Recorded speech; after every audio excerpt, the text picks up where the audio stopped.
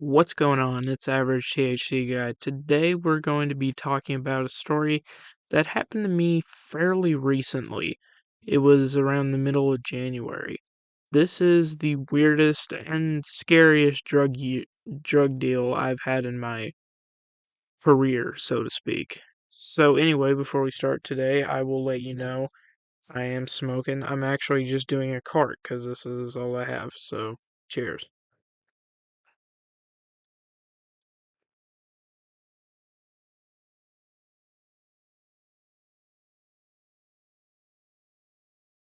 So even though I'm a medical patient in the state that I live in, I still gotta buy off the plug because there's no dispensaries that'll sell to me within states. So I still gotta either like order THCA and shit offline, or I gotta I gotta buy the real shit off the plug or real edibles. I'm trying to do more edibles, probably better on my lungs. But anyway, so it starts on a day where my dad was gonna be gone from 2:30 to 10:30. And so I had some time on my hands. I was hitting up friends and shit, but nobody was pulling up. So I just started smoking by myself. I hit this very same cart. And so then I decide to maybe, since I have some free time, hit up my plug Wilson because I was out of any real shit. And so I did, and he said he was down, but I would have to drive to where he is, which is about 45 minutes from where I am. So I did that, but the thing was, I was already feeling high. And my dad, who is really chill with me smoking, just doesn't want me to drive while I'm high. So luckily, my brother Mark, who I hope to get on the show pretty soon, he, I asked him if he would drive me, and he said he would. Now he's really chill too. I've actually smoked with him before. And he said he wanted to go along because he wanted to see what an actual drug deal looks like. So we went there. I got him directions, but it was hard to get directions where he is because when he deals, man, he goes all the way out in fucking Amish, like barely get a signal out there. And he never meets at the same place twice. I had dealt with him maybe like three times before this, and I think like all of them I was with Marshall. So yeah, this was my first kind of solo drug deal. I was with my brother, which kind of also worked for safety, but this guy was chill, so I didn't really care. But so we decided to go up there and like I'm playing music in the car and shit.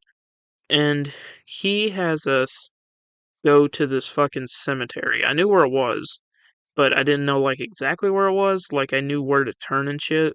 Like I know when you gone too far, but I didn't like have an exact picture in my mind. So I knew how to get there, and so we drove there. And keep in mind, it's like 7:45 at night, and that's in the winter when it's just like pitch fucking dark outside. And so I I get we get there, and it takes him like maybe 15 minutes to pull up. That's the fucking thing about plugs is they're late and they sometimes don't respond. But anyway, he got there and he had like a fresh I'm talking like fucking it had to be like a half a pound in his trunk. And so I just was buying an eighth. And so he waited, he gave me in the bag. But the person who was with him in the front seat looked like an absolute fucking tweaker. Like it made me nervous. He looked like he reminded me of that guy fucking Skinny Pete from Breaking Bad. Like he sort of had that meth head look. I don't know if he was a meth head, but he certainly had the look to him.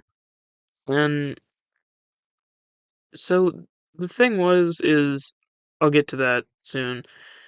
So we drive back and we see that uh a gas station has a cop outside of it, lights on and everything. I don't know if he was pulling over or the place got held up or something.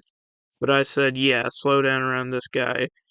Uh, and I told my brother, we're only guilty of felony marijuana possession. And so, as we were driving along, we kind of got closer and closer to civilization, like I knew where the fuck we were going. And then we were being followed by this car, and then the worst thing happens. Those blue lights start coming up. And after dealing with the fucking meth head in the fucking cemetery in the pitch black of fucking night, I was not ready to deal with a fucking cop. But anyway, I had already had this stuff hidden under the seat, but he gave me it in a bag. It's like those fucking baggies that don't like close or anything. Like, I kept my weed in this fucking bag that sounded like it looked like it fucking bags they give you when you win a fish at the carnival.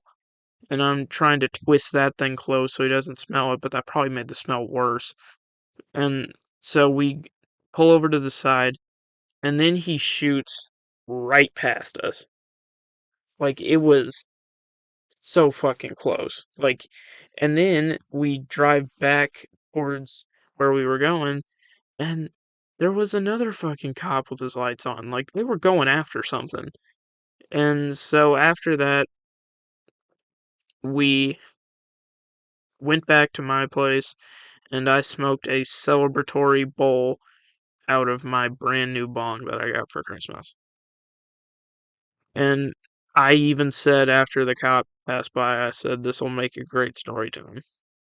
Well, anyway, guys, that's the story of the scariest drug deal I've been on.